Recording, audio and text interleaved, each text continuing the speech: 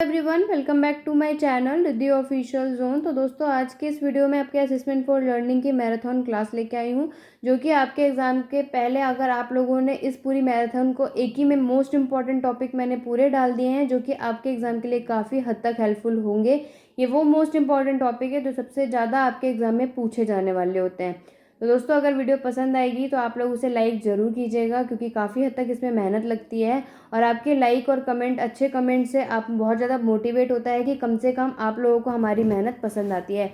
तो दोस्तों, लाइक ज़रूर कीजिएगा अगर वीडियो पसंद आए तो। बाकी आपके ऊपर है, और अगर चैनल पे न्यू है तो सब्सक्राइब कर दीजिएगा, जिससे कि बाकी अदर सब्जेक्ट की मैराथन क्लासेस जैसे ही मैं अपने चैनल पर लेकर आऊँगी और लेटेस्ट आपके न्यू सिलेबस के अकॉर्डिंग ही मैंने आपकी मैराथन बनाई है। तो असेसमेंट फॉर लर्निंग का जो आपका स्किप हो चुका था सिलेबस, उसके अकॉर्डिंग ये मैराथन क्लासेस नहीं है। जो स्किप हो गए हैं आपके कुछ पॉइंट, वो इसमें आपके ऐड नहीं होंगे। तो ये आपके न्यू पैटर्न के अकॉर्डिंग मैराथन क्लासेस है। इसकी पीडीएफ के लिए आप लोग मुझे टेलीग्राम पे ज्वाइन कर सकते हैं, Riddhi official zone. Description box में मैं उसका लिंक दे दूंगी। और बाकी का मैं आपका ईवीएस का बता देती हूँ, यानी इन्वायरमेंटल एजुकेशन का मैंने 1 वीक पहले ही एक पूरा का पूरा कंटेंट कंप्लीट किया है, और उसमें मैंने पूरे 9 से 10 लेक्चर में आपकी पूरी इन्वायरमेंटल एजुकेशन एक्सप्लेन कर दी है। दोस्तों, मैंने पूरी कोशिश की है कि उन 9 लेक्चरों में मैंने आप लोगों के मोस्ट इंपॉर्टेंट सारे के सारे टॉपिक क्लियर कर दिए हैं, जो कि आपके एग्जाम में आते हैं। तो अगर आप लोगों ने वो वीडियो अभी तक नहीं देखी है, डिस्क्रिप्शन बॉक्स में मैं लिंक दे दूंगी, आप लोग उसे चेकआउट कर लीजिएगा। और गांधी जी की नई तालीम के मैंने अभी तक यूनिट 1 और 2 कंप्लीट कर दिया है, यानी कि उसके 6 लेक्चर अभी तक चैनल पे कंप्लीट हो चुके हैं। तो उसका डिस्क्रिप्शन में लिंक दे दूंगी, जब तक आप लोग वो भी प्रिपरेशन कर सकते हैं। बाकी यूनिट 3 to 5 के जितने भी मोस्ट इंपॉर्टेंट टॉपिक है, जो क्योंकि अभी आपके पास बहुत कम टाइम है, तो आप लोग मोस्ट इंपॉर्टेंट टॉपिक ही मैं आप लोगों के लिए लेकर आऊँगी कि मैक्सिमम क्या होगा कि आपको पूरा कंटेंट रिवाइज करने की जरूरत नहीं होगी, आपकी रिवीजन भी हो जाएगी और आप लोग उसके नोट्स भी अच्छे से रेडी कर लेंगे। और वीडियो में अगर दोस्तों कुछ मिस्टेक हो गई हो, क्योंकि हिंदी में यहाँ पे ट्रांसलेट करने में थोड़ी दिक्कत आएगी, तो आप प्लीज़ उसे थोड़ा स्किप आउट कर लीजिएगा। बाकी वीडियो के बीच बीच में मैं आपको बता दूंगी कि मोस्ट इंपॉर्टेंट सबसे ज़्यादा क्या आता है। बाकी प्रीवियस ईयर से रिलेटेड जितने भी मोस्ट इंपॉर्टेंट है उससे रिलेटेड ये वीडियो लेकर आई हूँ। तो दोस्तों, देखते हैं, ये वीडियो लंबी होगी क्योंकि इसमें बहुत सारे टॉपिक क्लियर है। मैं कोशिश करूँगी कि मैं वीडियो जल्दी ख़त्म कर दूँ, जिससे कि आप लोगों को क्या होगा, कम टाइमिंग में आप लोग अपने मोस्ट इंपॉर्टेंट टॉपिक को क्लियर कर पाएंगे। तो वीडियो को ज़्यादा लंबा ना करते हुए वीडियो को स्टार्ट कर देते हैं। और चलिए, सबसे पहले हम लोग का असेसमेंट फॉर लर्निंग का जो मोस्ट इंपॉर्टेंट टॉपिक आता है वो क्या आता है, वो आप लोगों का टॉपिक आता है दोस्तों मेजरमेंट यानी कि माप, यानी कि आप इसे क्या बोलते हैं, मापन। मापन क्या होता है, सबसे पहले हम लोग उसका अर्थ देखेंगे कि आखिरकार मेजरमेंट होता क्या है। दोस्तों, नॉर्मली आप लोगों को देखा होगा कि मेजरमेंट जो कोई भी ऐसी चीज़ होती है, यानी कोई भी ऐसी वस्तु होती है, चाहे वो आपकी क्या होगी, कोई भी जो जिसकी हम उसकी हाइट नाप रहे हो, कोई भी ऐसी चीज़ जिसका हम वेट नापते हैं, यानी कोई भी वस्तु का एक्यूरेट साइज पता करने के लिए, एक्यूरेट चीज़ पता करने के लिए हम उसका क्या करते हैं, मेजरमेंट करते हैं, यानी मापन की। तो उसी को क्या कहते हैं हम लोग, मेजर। यहाँ पे उसकी मीनिंग आप लोग देख सकते हैं कि generally to measure and show the weight, height and volume of an object is definite unit is called measurement. यानी आमतौर पे किसी भी वस्तु की वजन की ऊंचाई और आयतन को मापने और दिखाने के जो निश्चित इकाई होती है, जैसे मैंने आपको बोला था, कोई भी चीज़ के जो एक्यूरेट, आप लोग क्या बोलते हैं, एक्यूरेट यूनिट बोल सकते हैं, डेफिनेट यूनिट बोल सकते हैं, उसको हम लोग क्या कहते हैं, मेजरमेंट यानी कि मापन कहा जाता है। उसके बाद है, there is no fixed unit of measuring any trait and characteristics and the measurement is a relative in nature. किसी भी विशेषता और उसके विशेषता को मापने के लिए कोई भी निश्चित इकाई नहीं होती, क्योंकि जो आपका मेजरमेंट है वो आपके नेचर से क्या है, रिलेट करती है, यानी आपका मापन प्रकृति से क्या है, एक सापेक्ष माना गया है। Measurement is the process by which a characteristics of an object, person or activity is understood on a specific standard and it's described in standard words, symbols और definite unit। यानी आप लोग ये कह सकते हैं कि मेजरमेंट वो प्रक्रिया होती है, मापन वो प्रक्रिया होती है, जिसके द्वारा हम किसी भी वस्तु की, व्यक्ति की या फिर कोई भी गतिविधि की क्या कर सकते हैं, विशेषता को विशिष्ट मेजर पर समझ सकते हैं, और उनके क्या कर सकते हैं, आप लोगों के कोई भी डेफिनेट यूनिट के और आपके कोई सिंबल्स के, इनको क्या किया जा सकता है, डिस्क्राइब किया जा सकता है कि आपका कोई भी वर्ड कितना है, उसका मेजरमेंट है। यानी मेजर करते हैं तो आप लोग क्या कर सकते हैं, उसको वर्ड के अकॉर्डिंग उसे एक्सप्लेन कर सकते हैं कि हाँ, जैसे आप लोगों ने, अगर एक कपड़े का एग्जांपल दे देती हूँ कि अगर आप लोग कोई भी चीज़ कपड़े का सिलवाने भी जाते हैं तो हम लोग उसको किस में करते हैं, एक कोई भी डेफिनेट यूनिट में बता देते हैं कि एग्जैक्टली कोई वर्ड या सिंबल का यूज़ कर देते हैं कि इतना यूनिट या इतना सेंटीमीटर का कपड़ा है, इतना साइज चाहिए, ये चाहिए। तो यानी आप लोग क्या कर सकते हैं, ये 3 चीज़ों में हम लोग क्या करते हैं, मेजरमेंट को शो करते हैं। नेक्स्ट देख लेते हैं। नेक्स्ट आपका मेजरमेंट की डेफिनेशन है यहाँ पे। तो मेजरमेंट की डेफिनेशन में आपको बताया गया है the act process of measuring something, assignment of numerals according to rules. यानी कि टेलर के अकॉर्डिंग यहाँ पे क्या बोला गया है कि किसी चीज़ को मापने की क्रिया या फिर जो प्रक्रिया है, राइट, उसको नियमों के अनुसार अंकों का क्या असेसमेंट नहीं आएगा, यहाँ पे क्या किया जाता है, यहाँ पे न्यूमेरिकल असाइनमेंट किया जाता है, यानी कि अंकों का क्या किया जाता है, कार्य किया जाता है। ये किसके अकॉर्डिंग बोला गया है, टेलर के द्वारा बोला गया है कि कोई भी चीज़ होती है उसको मापने की जो हमारी क्रिया होती है या उसका जो प्रोसेस होता है वो हम लोग क्या करते हैं, उसके अंकों के या फिर अंकों के नियम के द्वारा क्या करते हैं, कार्य किया जाता है। Measurement is a process of finding a number that show the amount of something. मापन किसी संख्या को खोजने की एक ऐसी प्रक्रिया होती है जो किसी चीज़ की क्या करती है, मात्रा को दर्शाती है। जैसे मैंने आपको बताया था कि मेजरमेंट में आपको कोई भी अमाउंट को दर्शा दिया जाता है, चाहे आपका केजी में हो, ग्राम में हो, किलोलीटर में हो, मीटर में हो, तो ये सब आपका मेजर में आ जाता है। अब कुछ फैक्टर हैं, यानी कि कुछ मापन के कारक भी दिए गए हैं। आप माप भी लिख सकते हैं, अदरवाइज आप लोग मापन भी लिख लीजिए यहाँ पे। The person who measure it. Factor क्या क्या होते हैं कि वह व्यक्ति जो क्या करता है, मेजर करता है। The tools device of measuring such characteristics. ऐसी विशेषता जो मानव के उपकरण को यानी कि उसके टूल्स को या उसके डिवाइस को क्या करता है, उसकी विशेषता बताता है। Measurement can be categorize into 2 category में यहाँ पे बताया गया है कि मेजरमेंट जो है वो आपकी 2 कैटेगरी में बताया गया है कि मापन में वर्गीकृत किस में, 2 वर्गीकृत किया जा सकता है। पहला आपका फिजिकल साइंस में और दूसरा आपका बिहेवियर साइंस में, भौतिक ज्ञान और व्यवहार विज्ञान। ये आपके 2 फैक्टर यानी मेजरमेंट के फैक्टर में आप लोग लिख सकते हैं। नेक्स्ट आता है आपका मेजरमेंट इन एजुकेशन, यानी शिक्षा में मापन का आपको क्या मतलब है। तो आप यहाँ पे आएगा एजुकेशनल मेजरमेंट, यानी कि शैक्षिक माप वह प्रक्रिया होती है जिसके द्वारा संबंधित व्यक्ति की विभिन्न गतिविधियां का पूर्ण उपयोग किया जाता है। अब मेजरमेंट में क्या बोला गया है कि ये वो प्रोसेस होता है जिसके द्वारा हम लोग क्या कर सकते हैं कि इंसान की, व्यक्ति की अलग अलग जितनी भी गतिविधि होती हैं उसका पूरा यूज कर सकते हैं, किसमें, एजुकेशन में। शिक्षा में भी अगर आप लोगों ने देखा हो, हम मेजर कर सकते हैं कि अगर आपका आज कोई भी अगर यूनिट वाइज आपका कोई टेस्ट हो रहा हो तो भी आप मेजर कर सकते हैं कि पहले आपके अकॉर्डिंग कितने मार्क्स थे, आप कितने आ सकते हैं। तो एजुकेशन में आपकी ये डेफिनेशन आप लिख सकते हैं। करेक्टरिस्टिक्स बताएंगे कि आखिर लक्षण क्या होते हैं। Educational measurement there is no absolute 0 point. शैक्षिक में आपका कोई भी क्या नहीं होता, 0 यानी कि शून्य बिंदु नहीं होता, ये एकदम सही पॉइंट है। उसके बाद है the unit are not definite in educational measurement. इसका कोई भी अनंत क्या बोल सकते हैं कि जो शैक्षिक माप है यानी एजुकेशनल मेजरमेंट है, इसकी कोई इकाई आपकी निश्चित नहीं होती, यानी कि डेफिनेट नहीं होती कि एकदम फिक्स हो कि हाँ इतनी फिक्स में ही आपका कोई भी पॉइंट आपका फिक्स कर दिया होगा कि इतना मेजरमेंट आपका फिक्स है। It convey a sense of infinity, यानी वह अनंत तक उसका भावना को व्यक्त करता है। और ये वो प्रोसेस है जिसमें आपके असाइन किए जाते हैं सिंबल के अकॉर्डिंग, यानी वो प्रक्रिया है जिसमें आप लोगों का क्या किया जाता है, सिंबल के अकॉर्डिंग शो किया जाता है। लिमिटेशन है यहाँ पे, मापन की सीमाएं हैं। It's scope is narrow and quite limited. The process of measurement, यानी इसके ये बोला गया है कि इसके द्वारा आप लोग काफ़ी क्या है, क्वाइट लिमिटेड है, सीमित है। और वो प्रोसेस है जो कि आपका क्या है, ऑफन कॉम्प्लेक्स है, जो कि अक्सर क्या माना गया है, इसे जटिल माना गया है। अब आपका आता है यहाँ पर फंक्शन ऑफ मेजरमेंट।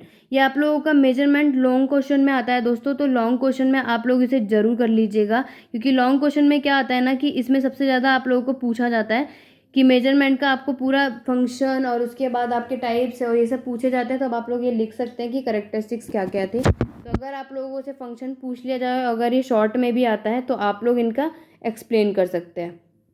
तो फंक्शन ऑफ मेजरमेंट में पहला आता है प्रोग्नोसिस, दूसरा आता है डायग्नोसिस और तीसरा आता है आपका रिसर्च यानी कि अनुसंधान। अब प्रोग्नोसिस होता क्या है, तो दोस्तों प्रोग्नोसिस वो कार्य होता है जैसे कि आपके कोई भी स्टूडेंट की जो उपलब्धि होती है वो कैसे उसको आपका निर्देश के अनुसार अपने उसके चयन या फिर कैसे वो कोई अपने चीज़ों को क्या कर सकता है, मूल्यांकन कर लेता है, यानी उसको कैसे इवेल्युएट करेगा। कैसे वो किसी चीज़ को आप लोगों को क्या कर देगा, ट्रीट करता है। यानी कि आप लोगों का कोई भी स्टूडेंट हो और उसके आप लोग बोल सकते हैं कि छात्रों की उपलब्धि, प्रभावशीलता, निर्देश और उपचार के आधार पर छात्रों का वर्गीकरण और उसके चयन, यानी कि वो जो भी सब्जेक्ट को चुनेगा या फिर उसकी पदोन्नति और स्थानांतरण पे मूल्यांकन किया जाता है, वो होता है प्रोग्नोसिस। यानी स्टूडेंट के द्वारा जो क्लासिफाई किया जाता है कि किस किस चीज़ों को वो आपका इफेक्ट करेगा, इवेल्युएट करेगा, वो होता है प्रोग्नोसिस।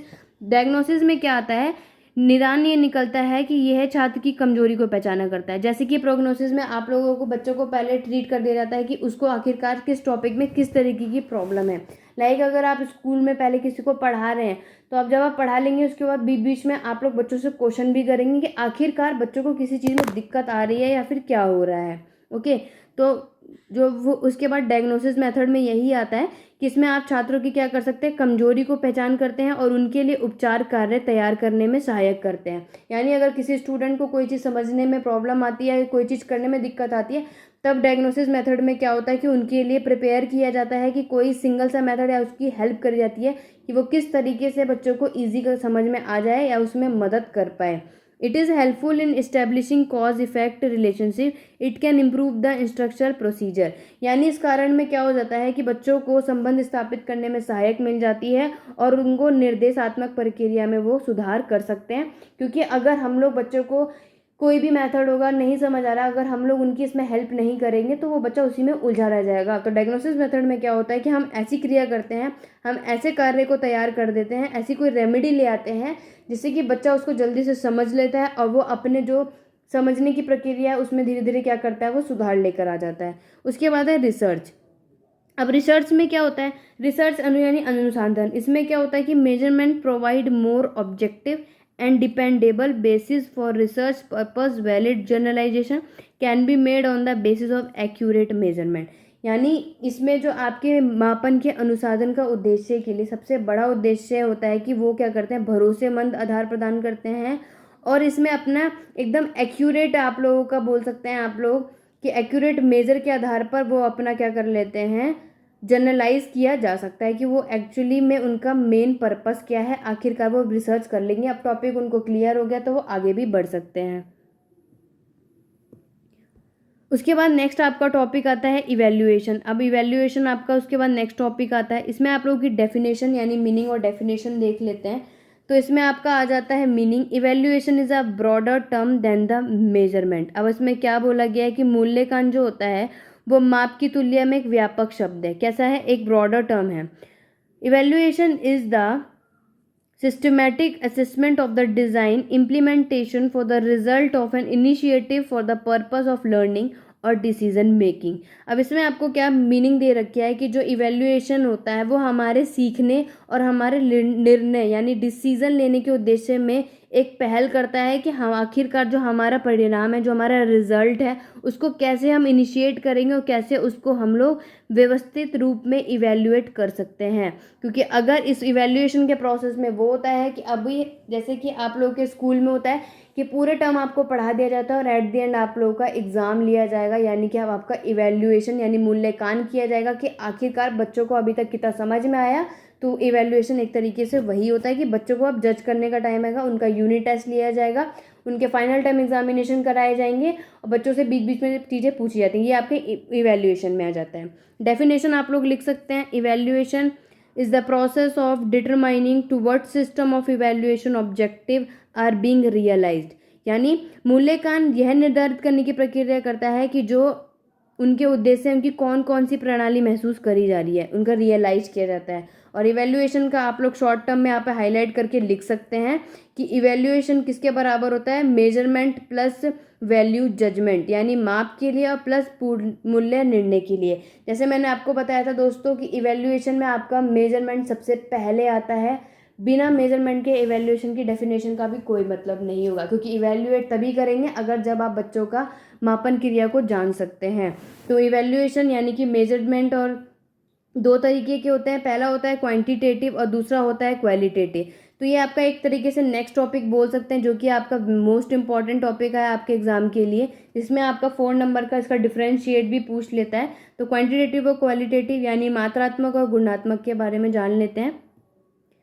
उससे पहले हम लोग ये देख लेते हैं कि जहाँ पे मैंने आपको डिस्क्राइब कर दिया है कि जो इवैल्यूएशन है वो दोनों होते हैं, यानी क्वांटिटेटिव भी होता है, क्वालिटेटिव प्रोसेस भी होता है। ये आप लोग डिफ्रेंशिएट में ये लाइन लिख सकते हैं। उसके बाद है evaluation is the group of that type of examination question which prepared for the treatment of an skill और एबिलिटी। ये गैरेट के अनुसार कही हुई बात है इवैल्यूएशन के ऊपर, कि उन्होंने बोला है कि मूल्यांकन क्या होता है, उस प्रकार की परीक्षा प्रश्न का समूह है जो किसी भी कौशल या क्षमता के उपचार को तैयार किया जाता है। ये गैरेट के द्वारा यहाँ पे बोला गया है। यानी इवैल्यूएशन क्या होता है, जैसे मैंने आपको बताया कि एक तरीके का एग्जामिनेशन क्वेश्चन प्रिपेयर किया जाता है कि जिससे कि बच्चे की स्किल और उनकी एबिलिटी चेक कर ली जाती है कि बच्चे कितने कौशल हो गए हैं उस चीज़ में और कितनी उनकी क्षमता है कि वो किस तरीके से उनको ट्रीटमेंट दी जा सके। उसके बाद आता है आपका करेक्टरिस्टिक्स ऑफ इवैल्यूएशन, मूल्यांकन के लक्षण के बारे में जान लेते हैं।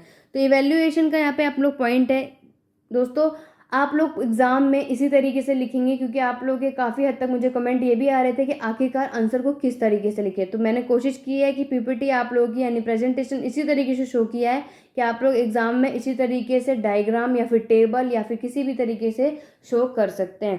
तो इवैल्यूएशन का करेक्टरिस्टिक्स अगर आप लोग यहाँ पे देखेंगे तो पहला जो आता है वो आपका ये आता है कि इट इज़ बोथ क्वांटिटेटिव और क्वालिटेटिव, जो कि इवैल्यूएशन मूल्यांकन मात्रात्मक भी होता है और आपका गुणात्मक भी होता है।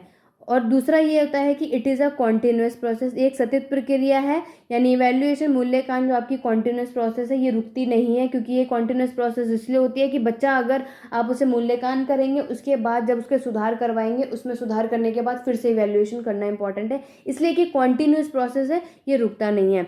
थर्ड वन इज दैट कि teaching learning process become dynamic, इसमें यह बोल रहा है कि जो भी हमारा शिक्षण सीखने की प्रक्रिया होती है वो क्या होती है, गतिशील हो जाती है। और फोर्थ वन इज दैट कि it is a broad concept, ये एक व्यापक अवधारणा है, जैसे मैंने आपको बता दिया था कि एक ब्रॉड कॉन्सेप्ट होता है मेजरमेंट के अकॉर्डिंग। आगे देख लेते हैं कि आखिरकार मूल्यांकन के स्टेप कौन कौन से होते हैं, यानी कि आपके मूल्यांकन प्रक्रिया के चरण कौन से होते हैं।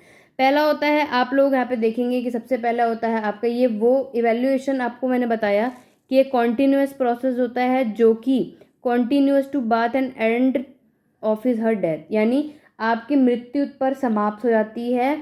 और यहाँ पे आपका आएगा कॉन्टिन्यूस टू बर्थ आएगा, सॉरी यहाँ पे मिस्टेक हो गई है, जन्म से मृत्यु तक आएगा, बर्थ एंड एंड, आपके जन्म से लेके मृत्यु तक की जो भी आपके प्रक्रिया होती है वो निरंतर कहाँ तक उसके समाप्त होती है, उससे पहले ये कॉन्टिन्यूस यानी लगातार ही चलता रहता है।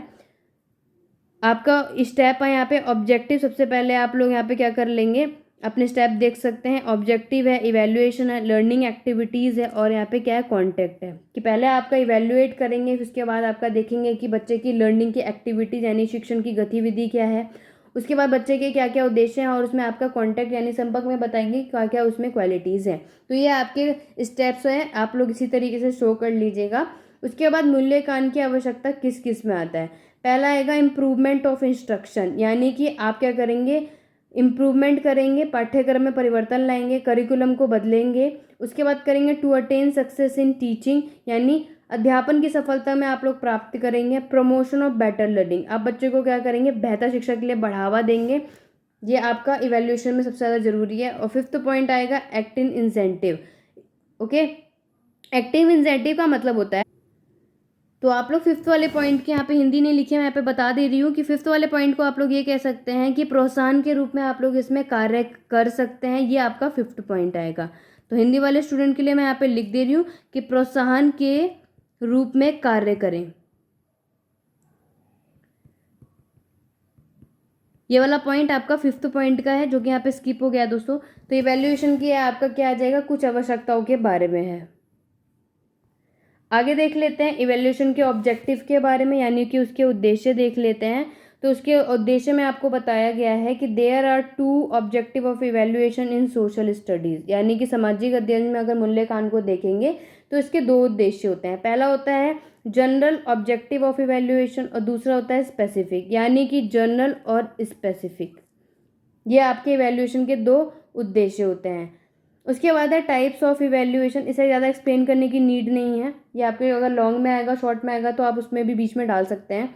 और टाइप्स ऑफ इवैल्यूएशन आएगा तो आपको बताना है कि मूल्यांकन के आखिर कितने प्रकार के होते हैं। पहला होता है फॉर्मेटिव, यानी कि रचनात्मक, दूसरा होता है सबमिटिव यानी कि योगात्मक। उसके बाद आपके प्रोसेस यानी कि जो आपकी प्रक्रिया होती है उसके बारे में, ये भी आपका एक मूल्यांकन का है प्रकार। उसके बाद आउटकम, आपका परिणाम बताना, और उसके बाद इम्पैक्ट, क्या क्या प्रभाव पड़ा। तो इन सब में जो मोस्ट इंपॉर्टेंट है उसके बारे में आप लोग डिस्क्राइब करेंगे, वो है ये दोनों, यानी कि फॉर्मेटिव और सबमिटिव इवैल्यूएशन के बारे में आप लोगों के एग्जाम में पूछा जाता है। ये सब आप लोग स्किप कर सकते हैं, इसमें कोई दिक्कत नहीं आएगी, बट आप लोग नॉर्मल पॉइंट आउट के लिए आंसर बढ़ाने के लिए लिख सकते हैं। चलिए जान लेते हैं आखिरकार फॉर्मेटिव इवैल्यूएशन होता क्या है। Initially assessment in order to develop appropriate effective process. Formative evaluation strengthen or improve the object being evaluated। Formative evaluation का मतलब ये आप लोग सिंगल वर्ड में कह सकते हैं दोस्तों कि ये वो कार्य होता है, यानी रचनात्मक आकलन वो कार्य है जो कि आपके शिक्षण प्रक्रिया की दशा का ज्ञान कराना होता है। इसमें आप लोगों को क्या कराना होता है कि आपके जितने भी टीचिंग प्रोसेस है उस पर आपको ज्ञान कराना होता है, और ये आकलन आपकी शिक्षण प्रक्रिया के दौरान लगातार होता है। यानी जब भी आप लोग बच्चे को पढ़ाते हैं तो आप लोग उसमें आप लोग बच्चे की टीचिंग में असेसमेंट करने के लिए ये एक उसके दौरान किया जाता है। जैसे मैंने आपको बताया था कि आप बच्चों को पढ़ाएंगे और बच्चों को आप बीच में क्या करेंगे, कुछ ना कुछ क्वेश्चन पूछेंगे, वो आपके फॉर्मेटिव में आ जाएगा। इसका प्रयोग आप लोग सिर्फ अधिगम के लिए कर सकते हैं और अधिगम के रूप में ही इसका किया जाता है। तो आपका फॉर्मेटिव इवैल्यूएशन में कार्य जितने भी छात्र होते हैं वो सब क्या करते हैं कि वो इसके द्वारा विद्यार्थियों को पता लगता है कि वो कहाँ सुधार की उन्हें आवश्यकता है। क्योंकि अगर स्टूडेंट्स को आप लोग क्वेश्चन पूछेंगे, अगर उन्हें कुछ टॉपिक नहीं भी आएगा तो उनको पता चल जाएगा कि आखिरकार उनको किस जगह पे अपने आप को सुधार करना है, और ये तभी हो सकता है वहाँ पे वो इम्प्रूव कर सकते हैं। मैंने यहाँ पे आपको बताया कि जब वो अपने आप को बेहतर बना सकते हैं कि किस जगह पे या फिर कौन से पे उनको अपने सुधार की ज़रूरत है, राइट। ऐसी दूसरी तरफ आपका समेटिव असेसमेंट आएगा, उसको भी देख लेते हैं। यहाँ पे अभी फॉर्मेटिव यहाँ पे लिखा हुआ है कि फॉर्मेटिव का है valuation taken at varying interval throughout a course to provide information and feedback that will help improve the quality of student learning and the quality of the course itself। यानी कि आपका जो ये formative है ये वो जानकारी और प्रतिक्रिया प्रदान करता है जिससे कि आपके पूरे के पूरे जो पाठ्यक्रम को पहचानने में अंतराल किया जाता है। जैसे अगर आपको पता चल गया कि जो भी इवैल्यूएट कर रहे हैं बच्चों को, मूल्यांकन किया जा रहा है कि आखिरकार जो छात्र है उसके सीखने की गुणवत्ता और पाठ्यक्रम की गुणवत्ता पे कितने उसको सुधार में मदद कर देगा। अब हमारे फॉर्मेटिव असेसमेंट के कुछ गोल हैं, लक्ष्य भी आप लोग बोल सकते हैं या फिर गोल या एम लिखेंगे। एम ऑफ आपका फॉर्मेटिव इवैल्यूएशन का आएगा to monitor student learning, to provide ongoing feedback that can be used by instructor to improve their teaching and by student to improve their learning। इस वाले में क्या होगा कि जो भी बच्चे को आप फीडबैक प्रदान कर रहे हैं, बच्चे को फीडबैक वहाँ पे दे रहे हैं, तो बच्चा क्या करेगा कि उस जो छात्र है वो सीखने की निगरानी करेगा कि जैसे जैसे वो प्रशिक्षक द्वारा अपने शिक्षण को सुधार के लिए छात्रों द्वारा सीखने के लिए क्या करेगा, अपने सुधार को अच्छा कर देगा, जिससे कि उसे क्या कर दिया जाए, फीडबैक मिलेगा। क्योंकि फॉर्मेटिव इवैल्यूएशन में यही होता है कि एट द एंड बच्चे को क्या होगा, फीडबैक दिया जाएगा। एग्जाम्पल के तौर पर यहाँ पे आपको बता दिया जाता है कि आस्किंग स्टूडेंट टू सबमिट 1 और 2 sentence identifying the main point of a lecture. जैसे आपने पूरी क्लास में कोई एक लेक्चर दिया है, अब बच्चों को हम लोग क्या बोलेंगे कि वो कोई 2 या 3 पॉइंट क्या करे, पहचान करते हुए 2 वाक्य पे वहाँ पे एक्सप्लेन कर दे। तो फॉर्मेटिव इवैल्यूएशन एग्जामिन करेगा the delivery of the program और टेक्नोलॉजी इनपुट पर्सनल एक्सेट्रा। ये आप लोग पॉइंट आउट देख लीजिएगा, वैसे एग्जाम्पल की नीड नहीं होती है तो आप लोग नॉर्मल भी लिख सकते हैं बस। अब नेक्स्ट आता है आपका सबमिटिव यानी कि योगात्मक मूल्यांकन। तो ये वो होता है जो कि आपके एग्जामिन किया जाता है स्पेसिफिक प्रोग्राम आउटकम एंड एक्म्प्लिशमेंट, यानी विशिष्ट कार्यक्रम है जो कि आपके परिणाम और उपलब्धियों की जांच करता है। अगर सिंगल वे में आप ये बोल सकते हैं तो योगात्मक आकलन का कार्य शिक्षण प्रक्रिया कितनी सफल रही या फिर बच्चा को कितना ज्ञान मिल पाया, तो वो उसका आप लोग उससे बोलेंगे सबमिटिव इवैल्यूएशन। इसमें क्या होता है कि इसे आप अधिगम के आकलन यानी कि असेसमेंट फॉर लर्निंग और असेसमेंट आप लोग ऑफ लर्निंग इसमें इंक्लूड होता है। तो इसमें क्या किया जाता है कि आपके इसके कार्य छात्र के ग्रेड व परिणाम प्रदान करना होता है। अब बच्चे ने क्या कर दिया कि बच्चे ने पूरा का पूरा चेकआउट कर लिया कि उसने कितना पढ़ा है। अब सबमिटिव में क्या होगा कि बच्चों को अब उसको होमवर्क दिया जाएगा, उसको कुछ चार्ट वार्ट दिए जाएंगे कि किस तरीके से करवाया जाएगा। तो ये तो आप लोग उसे होमवर्क दे देंगे। तो अब इसमें क्या होगा, समेटिव वाले में बच्चे को यानी छात्र को ग्रेड व यानी रिजल्ट प्रदान करना होता है कि आखिरकार बच्चे को ये पता चल जाए कि उसने कितना सुधार कर लिया था अपने उस कार्य में। तो ये आपके समेटिव इवैल्यूएशन में पता चल जाएगा। उसके बाद है this type of evaluation is given at the end of the course of instruction. जैसे मैंने आपको बताया कि इस प्रकार का जो मूल्यांकन है वो कब मिलता है, कोर्स के एंड में। जैसे आपका फाइनल टर्म का एग्जाम होने जा रहा है, अब आप लोग क्या करेंगे, समेटिव कराएंगे और आपको ये अंत में पता लगाना है कि आखिरकार बच्चे ने पाठ्यक्रम के दौरान क्या क्या सीखा है और किस छात्र ने किस हद तक सीखा है, वो सब आप लोग क्या करेंगे, उसमें किसने महारत हासिल करी, जिसे आप नॉर्मल वे में बोल सकते हैं। तो सबमिटिव में यहाँ पे आपका डिफरेंस बिटवीन, जैसे नॉर्मल वे में लिखा हुआ है कि बोथ एक्सेस लर्निंग, दोनों ही क्या करते हैं, सीखने के लिए एक्सेस करते हैं। Both are use for feedback, और दोनों में क्या यूज़ किया जाता है, फीडबैक का यूज़ किया जाता है। और use for the future planning. और थर्ड वन पॉइंट जो आप लोग लिख सकते हैं फॉर्मेटिव और समेटिव के लिए, तो उन तीनों में क्या यूज़ किया जाता है, फ्यूचर प्लानिंग का यूज़ किया जाता है। फॉर्मेटिव में आप लोग बच्चे से क्विज़ के दौरान पूछा जा सकता है कि बच्चों को आपने कोई चीज़ करा दिया, क्विज़ करा दिया, तब आपको फॉर्मेटिव के बारे में पता चल जाएगा। यानी कि आप लोगों को उसके रचनात्मक के बारे में ऑब्जर्वेशन करवा सकते हैं कि बच्चों को ऑब्जर्व किया जा सकता है, उनको होमवर्क दिया जाता है, वेन डायग्राम और चार्ट, या आप लोग एग्जाम्पल कह सकते हैं। तो आप लोग ये पॉइंट लिख सकते हैं। समेटिव में आप लोग स्टेटमेंट बोल सकते हैं, end of team unit assessment है, यानी बच्चों को ग्रुप में आप कोई काम दे सकते हैं, उसके दौरान आप पता लगवा सकते हैं कि बच्चे ने कितना सीखा। और स्टैंडर्ड बेस्ड असेसमेंट है, ये कुछ आपके समेटिव यानी कि आपके समेटिव इवैल्यूएशन में आ जाएगा। अब आता है आप लोगों का मोस्ट इम्पॉर्टेंट डिफरेंशिएट, यानी कि आपको मापन और मूल्यांकन के बीच में अंतर बताना है। तो दोस्तों ये तो सिंपल वर्ड में है, मैं आपको नॉर्मल आपको बता भी देती हूँ उसको पढ़ने से पहले कि इन दोनों में जो सबसे बड़ा डिफरेंस है वो क्या होता है।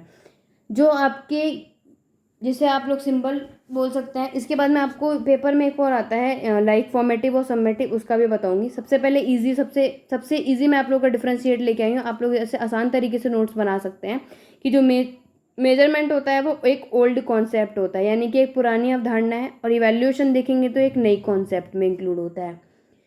मेजरमेंट एक सिंबल वर्ड है और इवैल्यूएशन क्या है, एक टेक्निकल टर्म है, यानी कि एक तकनीकी शब्द माना गया है। थर्ड वन है कि मेजरमेंट ओनली आपका क्वालिटेटिव टेस्ट है।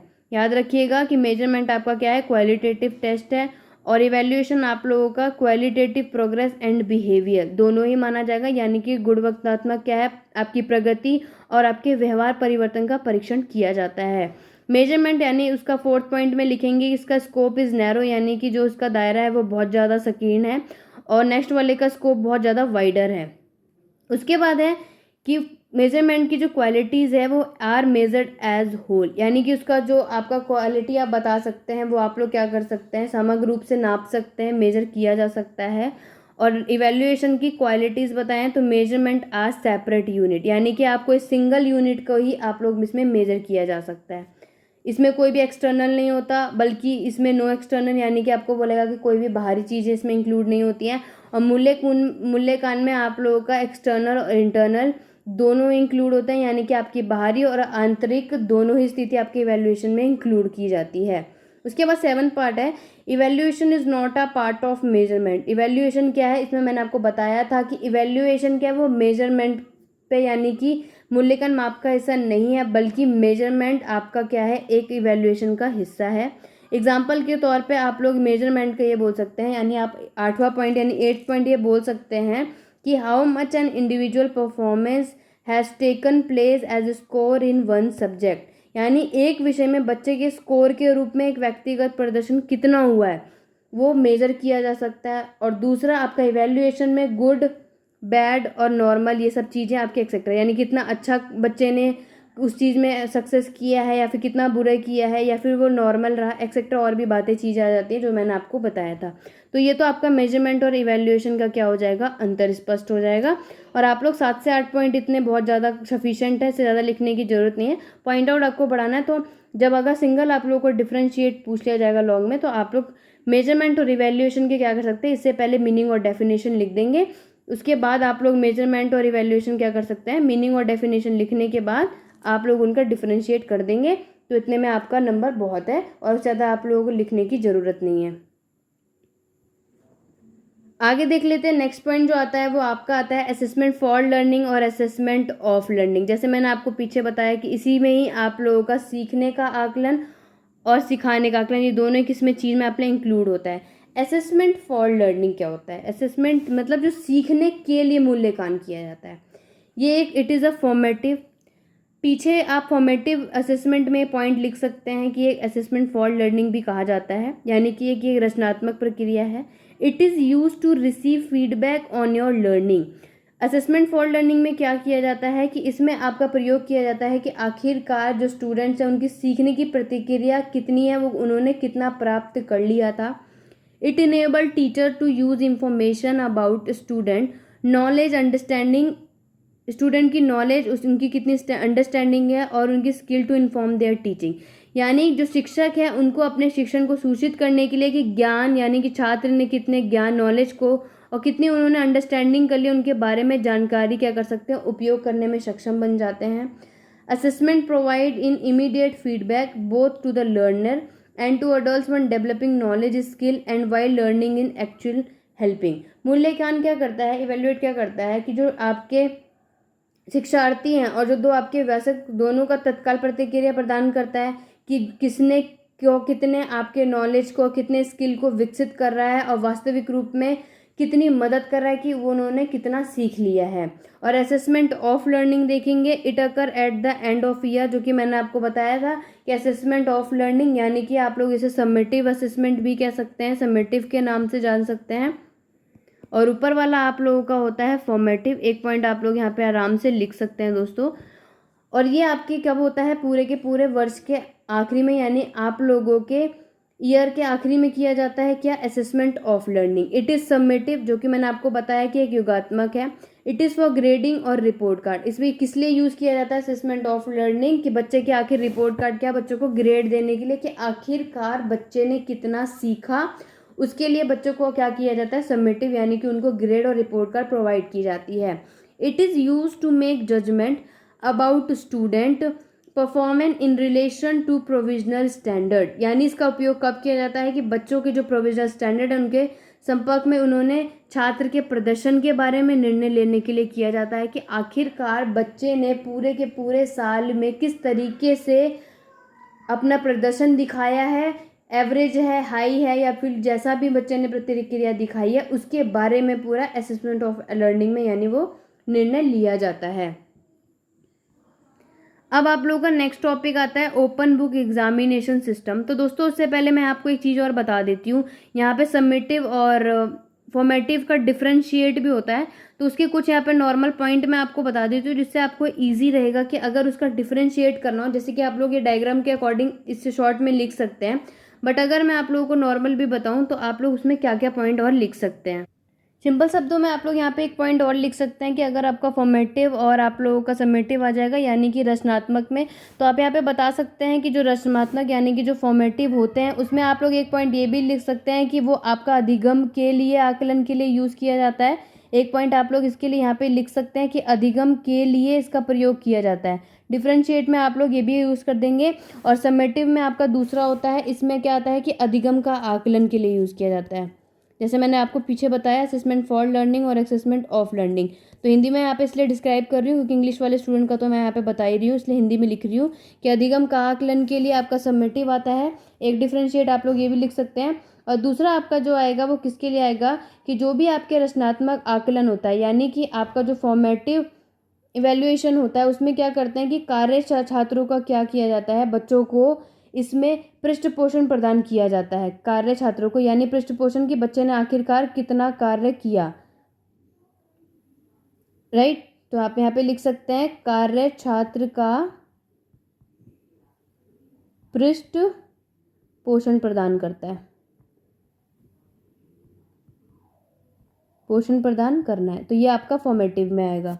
और सबमेटिव में अगर आप दूसरा पॉइंट अगर ये बोल सकते हैं तो इसमें होता है कि इसमें बच्चों के यानी कि बच्चों के कार्य यानी छात्रों के कार्य का क्या किया जाता है, ग्रेड सिस्टम और उनके परिणाम प्रदान करने का होता है, जो कि आपके सबमिटिव में इंक्लूड होता है कि बच्चों को इनके कार्य के अकॉर्डिंग ग्रेड दिए जाते हैं और उनके परिणाम दिए जाते हैं कि आखिरकार बच्चों ने क्या किया है, किस तरीके से अपने पूरे साल में अपना आकलन करवाया है।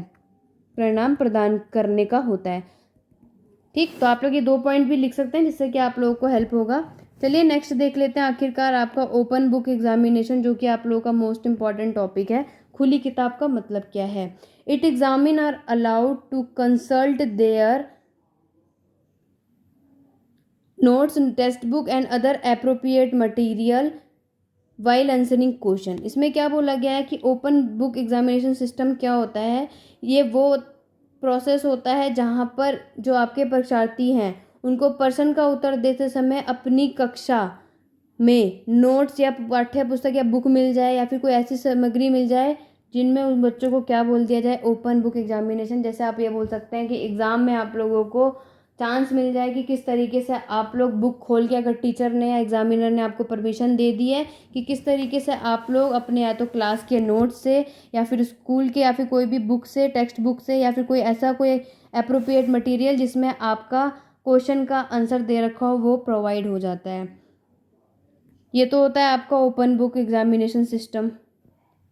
जैसे कि आप लोग जानते भी हैं कि जैसे अभी ऑनलाइन क्लासेस चल रही हैं, तो ऑनलाइन क्लासेस में भी जैसे क्या होता है कि ओपन बुक एग्जामिनेशन का इसमें बहुत बड़ा रोल है। एग्जाम्पल के तौर पे अभी क्या होता है कि ना ही सिर्फ आपके बुक के अकॉर्डिंग, नोट्स के अकॉर्डिंग बच्चों को मदद मिल जाती है कि इस मदद लेने के लिए उनको परमिशन मिल गई। अब यहाँ पे ऑनलाइन एग्जामिनेशन होते हैं तो छात्र क्या करते हैं, अपने घर में बैठ के अपने वेब पोर्टल पे अपने अपने पाठ्यक्रम पे क्या कर सकते हैं, प्रश्न पत्र डाउनलोड कर सकते हैं और अपने सवाल और जवाब को क्या कर सकते हैं, अपने आंसर शीट पे लिख कर भेज सकते हैं। तो ये तो हो गया आपका ओपन बुक। तो ओपन बुक आप लोग ये बोल सकते हैं कि दो तरीके आप लोगों के इसमें दो प्रकार के आयोजित की जा सकती है। पहला इसमें आप बोल सकते हैं कि ओपन बुक जो होती है परीक्षा मॉडल, इसमें आप लोग जितने भी इसमें यानी परीक्षार्थी होते हैं, जितने भी स्टूडेंट होते हैं, वो विश्वविद्यालय परिसर में आने के लिए कहा जाता है और उन्हें पेपर दे दिया जाता है। अब स्टूडेंट क्या करता है, परीक्षा देते समय अपनी बुक्स और अपने बाकी के जो भी नोट्स होते हैं, ऐसे कोई भी मटेरियल होता है जो पेपर को हल करने में मदद कर रहा है, उसका उपयोग कर सकते हैं। तो वो तो आपका ओपन बुक एग्जामिनेशन सिस्टम में। इसमें सबसे दूसरा मॉडल आप लोग अलग होते हैं, तो आप लोगों को समझ आ गया होगा दोस्तों। तो ओपन बुक एग्जामिनेशन सिस्टम एक तरीके से वो है जो आपको एग्ज़ाम देने में कोई भी क्लास के नोट्स या फिर बुक में आपको क्वेश्चन का आंसर प्रोवाइड करा सकता है, वो होता है आपका ओपन बुक एग्जामिनेशन। इसके आपके एडवांटेजेस क्या क्या हैं, आखिरकार इसके बेनिफिट क्या हैं? पहला तो ये नो टेंशन और फियर फॉर फॉरगेटिव आंसर। सबसे पहले बच्चा क्या करेगा, ये भूल जाएगा, उसको कोई टेंशन ही नहीं होगी कि अब वो आंसर भूल जाएगा। वो किसी डर से नहीं रहेगा कि ओ मेरा ये वाला आंसर रह गया, मैं इसको कैसे लिखूंगा, ये वाला पॉइंट क्या था। क्यों? क्योंकि अब उसे परमिशन मिल चुकी है, यानी वो अपने आंसर क्वेश्चन को आंसर करने के लिए उसके पास बुक हैगी, बाकी कोई भी अदर मटेरियल है जिससे वो क्या कर सकता है, उस क्वेश्चन को देख के क्या कर सकता है, आंसर लिख सकता है। Less work is there. अब काम क्या क्या, उसके पास काम बहुत कम है क्योंकि अब उसे सिर्फ देख के लिखना है। नहीं तो बच्चा अगर नॉर्मली अगर एग्जाम देने जाएगा तो उसके लिए उस पर बहुत सारे काम होते हैं। It help average student to answer well. और इसमें क्या करेगा कि बच्चे को मदद करेगा कि वो आंसर क्या करेगा, अच्छी तरीके से देने में मदद करेगा। It require less studying. अब इसके लिए वो कम अध्ययन की आवश्यकता है क्योंकि आपको पता है कि आप एग्ज़ाम देने जा रहे हैं और आपको उसमें या फिर आपके ऑनलाइन एग्ज़ाम जैसे चल रहे हैं, तो बच्चे अब क्या करते हैं, उन लोगों को पढ़ाई भी कम करने की ज़रूरत पड़ती है क्योंकि उन्हें पता है वो लोग नकल मारेंगे बुक में से या तो किसी टीचर से पूछ लेते हैं। तो ये आपका एक एडवांटेज हो जाएगा कि बच्चे को क्या हो जाता है, कम अध्ययन की आवश्यकता पड़ती है। Not needing to memorize thing. अब वो क्या करेंगे कि उनको चीज़ों को याद रखने की ज़रूरत नहीं पड़ेगी, जब उन्हें पता है कि सब कुछ उन्हें बुक में से देखना है, नोट्स में से देखना है, फ़ोन में से गूगल करके देख लेना है। तो ये सब चीज़ें क्या आ जाएंगी, अब बच्चों को इसमें मदद आ जाएगी कि अब उन्हें कोई याद करने की चीज़ नहीं होगी। क्योंकि नॉर्मल अगर एग्जाम होता है, ओपन बुक एग्जामिनेशन के अकॉर्डिंग नहीं देखेंगे तो उसमें आपको हर चीज़ को मेमोराइज करने की ज़रूरत होती है। It take to knowledge more impressive. अब ये क्या होगा कि ज्ञान को और भी अधिक प्रभावशाली बनाता है। बच्चों को बहुत मजा आएगा, अरे हाँ हम लोगों को तो चलो ज़्यादा पढ़ने की ज़रूरत नहीं है, अब इसकी नॉलेज को बेनिफिशियल है, हाँ ये टॉपिक इसमें है, देख के बस कॉपी खोली नहीं, बुक खोली और उसके बाद लिखना शुरू कर देते हैं। तो इस तरीके से आपका क्या आ जाता है, ज्ञान को क्या बनाता है अलग प्रभावशाली। अब कुछ एडवांटेज होंगे दोस्तों, तो कहीं ना कहीं इसका डिसएडवांटेजेस भी होगा। वैसा तो है नहीं कि हर टाइम बच्चा सिर्फ खुली किताब में देख के करने लगेगा तो उसका भविष्य बन जाएगा, कहीं ना कहीं इसके डिसएडवांटेजेस भी हैं। तो कहीं ना उसमें सबसे पहला उसका लॉस ये हो सकता है दोस्तों कि छात्र जितना चाहे वो तैयारी तो कर लेंगे बट उससे क्या हो जाएगा, समय से बाहर। जैसे यहाँ पे पहला पॉइंट क्या लिखा है डिसएडवांटेज में, student go and prepared and then run out of time. अब छात्र क्या चाहते हैं कि वो तैयार करते हैं और फिर समय से बाहर हो जाते हैं। कभी कभी टाइम लिमिट वो लोग भूल जाते हैं कि किस टाइम के अकॉर्डिंग है, अब वो लोग बुक में से टीपने लग जाते हैं। तो एक तो सबसे बड़ी मिस्टेक ये भी हो जाती है कि ओवर आंसर कितना से लिखना होता है वो सब लिखने लग जाते हैं। बिकम ओवर कॉन्फिडेंट, और सबके सब क्या हो जाते हैं, ओवर कॉन्फिडेंट होते हैं। हमें तो बुक खोलनी है तो हम तो ज़्यादा कुछ करेंगे नहीं, हमें तो बुक खोलनी, हम नहीं पढ़ेंगे हमारे। तो इससे क्या होगा, ये सबसे बड़ा डिसएडवांटेज है इसमें ये भी हो जाएगा, क्योंकि आपको बुक खोल के पढ़नी है तो बच्चा उसमें पढ़ाई बंद कर देगा, उसे ओवर कॉन्फिडेंट होगा, भाई मुझे बुक में से नकल मारनी है तो मेरे तो अच्छे नंबर आएंगे ही आएंगे। अगर रिजल्ट आना होगा तब तो वो पूरा का पूरा कॉन्फिडेंट होगा, कॉन्फिडेंट भी नहीं बोल सकते, ओवर कॉन्फिडेंट इसी चीज़ में होगा कि मैंने तो बुक में से देखकर क्वेश्चन का आंसर पूरा का पूरा सही लिखा था तो मेरे तो पूरे नंबर आने हैं, मैं तो बहुत अच्छे 80-90 नंबर लेकर आ सकता हूँ। तो ये आपका एक डिसएडवांटेज यानी नुकसान हो सकता है आप लोगों का। उसके बाद आएगा हैव इनसफिशिएंट नॉलेज। दोस्तों थर्ड पॉइंट तो काफ़ी ज़्यादा आपका बोल सकते हैं, क्योंकि इससे क्या होगा कि बच्चे जब पढ़ेंगे ही नहीं तो उनके पास नॉलेज भी बहुत ज़्यादा कम होगी। उनके पास ज्ञान इसलिए कम होगा क्योंकि वो हर टॉपिक को जितने अच्छे से वो लोग ब्रीफली उन लोगों को पढ़ना चाहिए था वो पढ़ेंगे ही नहीं, क्योंकि वो सब के सब बुक के ऊपर, नोट्स के ऊपर और फ़ोन में से अपने आंसर सर्च कर करके अपना आंसर लिख लेंगे। तो इस तरीके से क्या होगा, बच्चों को नॉलेज बहुत ज़्यादा कम होगी। It prevent student to think and analysis, ये छात्रों को सोचने और विश्लेषण करने से रोकेगा। वो इसलिए रोकेगा क्योंकि बच्चा जब कोई चीज़ पढ़ेगा नहीं तो वो सोच ही नहीं सकता कि ये किस चीज़ से इंक्लूडेड होती है। जैसे मैंने पीछे आपको फॉर्मेटिव और समेटिव पढ़ा है, तो उसमें हम लोग बच्चे को क्या करते हैं, पहले हम बच्चे को फॉर्मेटिव यानी कि बीच बीच में पूछ के उसका पूछते हैं, उसके बाद इवेल्युएट करते हैं कि आखिरकार बच्चे ने सीखा कैसे। बट यही चीज़ अगर ओपन बुक एग्जामिनेशन में देखेंगे यानी खुली किताब परीक्षा में देखेंगे तो बच्चा क्या करेगा, जब सब कुछ खुद ही वो ओपन बुक्स यानी कि सब वो अलग, आप नॉर्मली कह सकते हैं कि एग्जामिनर के परमिशन लेने के बाद वो हर चीज़ आपका बुक के अकॉर्डिंग देखकर लिख ले रहा है, नोट्स के अकॉर्डिंग देख के लिख ले रहा है, बाकी अदर मटेरियल का यूज़ कर ले रहा है, तो बच्चा क्या करेगा, वो अपने कोई भी चीज़ों को सोचने का, एनालाइज करने की चीज़ों को वो कम करता जाएगा, उसको करने से रोक लेगा। वो सोचेगा ही नहीं कि ये चीज़ का मतलब क्या होता है, इसके क्या क्या यूजेस हो जाएंगी। फिफ्थ है student take the exam lightly. अब बच्चे क्या करने लगेंगे, सारे के सारे एग्ज़ाम को हल्के में ले लेंगे। अब क्या टाइमिंग है कि एग्ज़ाम है तो बच्चों को स्ट्रेस होता है कि हमारा कल एग्ज़ाम है, हमें ये टॉपिक पढ़ना है, ये टॉपिक पढ़ना है, इसको ये करना है, तो हमें जल्दी से जल्दी अपना सिलेबस कवर अप करना है। बट ओपन बुक्स में आपका डिसएडवांटेज, सबसे बड़ा नुकसान तो यही होगा कि बच्चे क्या करने लग जाएंगे, जो ओपन बुक्स एग्जामिनेशन में हो जाए इसमें बच्चे क्या करते हैं, अपने सारे के सारे एग्ज़ाम को बहुत ज़्यादा हल्के में लेने लग जाते हैं कि हम लोगों का एग्ज़ाम है, हम कर लेंगे, हमें बुक में से लिखना है। आजकल ऑनलाइन में यही होता है, कितना भी बच्चों को पढ़ने के लिए फोकस करने लग जाते हैं तो बच्चे सिर्फ यही है कि हमें तो बुक में से पढ़ना है, तो वो याद करने में अपना पूरा फोकस नहीं करते, तो सबसे बड़ा डिसएडवांटेज है। तो ये कुछ सबसे इजी 5 आपके disadvantage open book examination system में आता है दोस्तों। आई होप आपको अच्छे से समझ आया होगा, और अगर बीच में अगर मुझसे कोई मिस्टेक हुई होगी तो दोस्तों उसको स्किप आउट कर दीजिएगा। ओके, चलिए आगे बढ़ लेते हैं, नेक्स्ट टॉपिक देख लेते हैं, construction of an achievement test, जो कि आपका नेक्स्ट टॉपिक है, एक उपलब्धि प्रशिक्षण का निर्माण है। सबसे पहले हम लोग डेफिनेशन देखेंगे, आखिरकार अचीवमेंट टेस्ट क्या होता है। Okay, any test design to access the achievement in any subject with regard to a set of predetermined objective. Achievement test आप लोग इस तरीके से कह सकते हैं। तो आप लोग का उपलब्धि प्रशिक्षण अचीवमेंट टेस्ट अगर मैं सिंपल वे में बताऊं तो दोस्तों अचीवमेंट टेस्ट वो टेस्ट होता है जिसमें हम लोग क्या कर सकते हैं, स्टूडेंट की ये योग्यता देख लेते हैं कि आखिरकार छात्र को उस सब्जेक्ट में कितनी ज़्यादा नॉलेज है, यानी कि जो छात्र है वो कितना जानता है। ये तो आपका अचीवमेंट टेस्ट में आ जाएगा। उसके कुछ अलग अलग आपके मोड स्टेप भी हैं।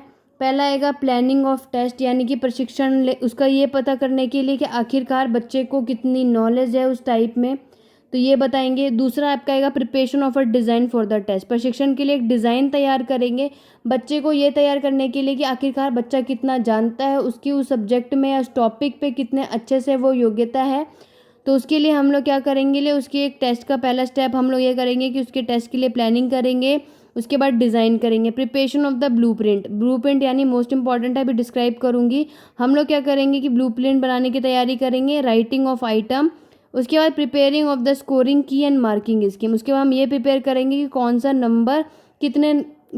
सा क्वेश्चन कितने नंबर का होगा, क्या स्कीम होगी, टोटल नंबर ऑफ अचीवमेंट जैसे हम बोल सकते हैं कि जितने भी आपके प्रशिक्षण है उनके परिणाम के आधार पर आप लोग क्या कर सकें कि उनकी चयन कर सके कि आखिरकार उन्होंने कितना सुनिश्चित कर लेंगे। हम लोग ये सब टेस्ट वेस्ट लेके ब्लूप्रिंट यानी कि क्वेश्चन पेपर आप लोग बोल सकते हैं, ये सब से किया जा सकता है, जिससे हम लोग ये बोल सकते हैं कि आखिरकार बच्चे को कितना तैयार है, वो कितना अच्छे से उनको पता है। अचीवमेंट टेस्ट, जैसे मैंने आपको बताया कि आखिरकार हम बच्चों के इसमें नॉलेज और स्किल का टेस्ट लेते हैं कि आखिरकार बच्चा उसमें कितना जानता है। सिक्स्थ है preparing of question wise analyse. उसके बाद हम क्या करेंगे, उसका विश्लेषण करेंगे, क्वेश्चन वाइज हम लोग उसका प्रिपेयर करेंगे। आगे देख लेते हैं कैसे।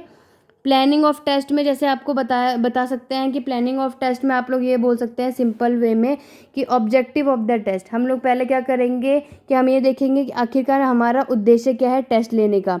Determine the maximum time and minimum marks. उसके बाद हम लोग ये सोचेंगे कि हम लोग ये डिटरमाइन प्लान करेंगे जब हमने एक टेस्ट का, जैसे कि आपके बच्चे को अगर हम लोग को एग्ज़ाम लेना होता है तो सबसे पहला हम ये करेंगे टेस्ट बनाने से पहले कि हमारा आखिरकार टेस्ट बनाने का उद्देश्य क्या होता है, कि आखिरकार जो हमने चैप्टर पढ़ाए होते हैं या पूरा का पूरा सिलेबस बनाया होता है वो बच्चा कितना जानता है, वो उसके लिए हम लोग टेस्ट को प्लान करते हैं। उसके लिए हम लोग दूसरा स्टेप करते हैं कि हम लोग क्या करेंगे कि बच्चे को ज़्यादा टाइम दिया जाए और उसमें बच्चों को उसमें मैक्सिमम मार्क्स भी डिटरमाइन किया जाएगा।